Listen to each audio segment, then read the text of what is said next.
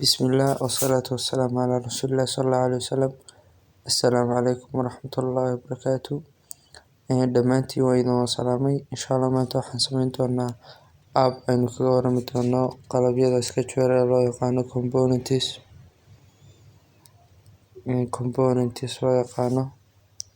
Marka appka ayaan samaysana sawirka waxaan soo dhiganaa kan ayaan soo dhiganaa sawirkaas ayaan soo dhigtaano adna sawirka doonta soo dhiganaysaa. Marka components-ka ka waramana waa kuwan components-ka kuwan la yiraahdaa sida calendar-ka, vibrator-ka, time-ka, dial-ka, media player-ka, kuwaas la yiraahdaa components. balse maanta waxaan ka warami doonaa dhowr components oo ku horeysiin doono components-ka halka iska sii yaala iyadoon lagu soo darin. Marka ku soo darsid halka cad ee add component ku qoran taamaasa kadibna ku soo darsanaysaa. balse intaan waxba ku soo darsan kuwan ayaa sii yaala. Marka kuwan ayaan horta in yar sharaxaad ka bixin doonaa. Halkan ayaan soo dhiganaa marka button laba button ayaan halkan soo dhiganaa kadibna waxaan color-keen ka bedelnaa iyo qoraalka ku dhex jira ka waxaan ka dhiganaa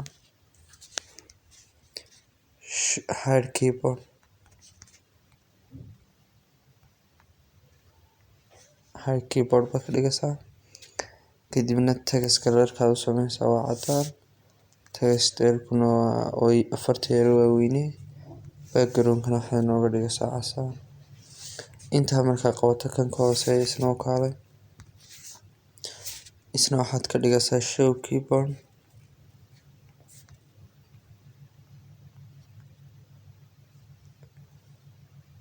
keyboard baad ka dhigaysaa.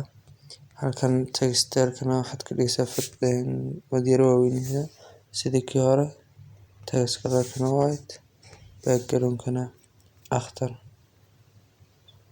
intaa isla markaad ku qabato mid walba magaca ayaad ka bedelsaa xagga ID-giisa oo magacu wato button 1 ka masaxaysaa waxaad ku qori hide ka bixin waa hide keyboard ba yacni ka wadnaa.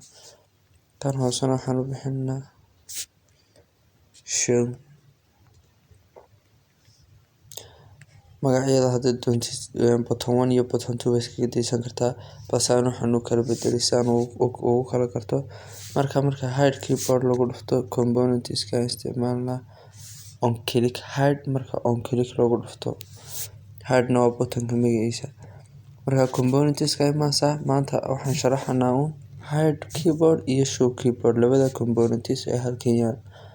marka tan maadaama ay tahay hide waxaan ka dhiganaa hide keyboard baan ka dhiganaa kaliya taa component yar oo fudud la isticmaalayaa.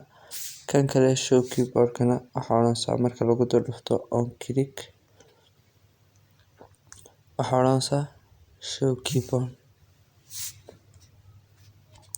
bes. intaa marka qabato run ayaad oranaysaa sign up-ka u tijaabino tijaabadeenii u horeysay components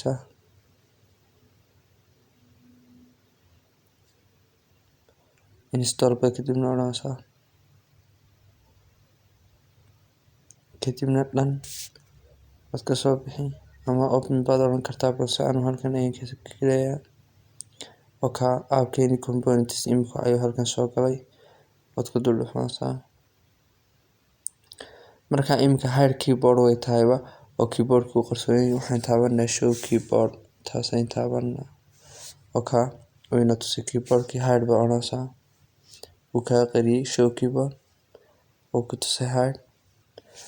marka components waa component yar oo aad u fudud show keyboard iyo hide keyboard. marka laakiin wuxuu ku jira components-ka aan la soo sameysan balse ku sii diyaarkay meesha ku sii yaal. marka show keyboard iyo hide keyboard ayaan baranay maanta sida loo isticmaalo. intaas ayaan ku diinaa fiidiyoga. wassalaamu calaykum waraxmatullaahi wabarakaatuh.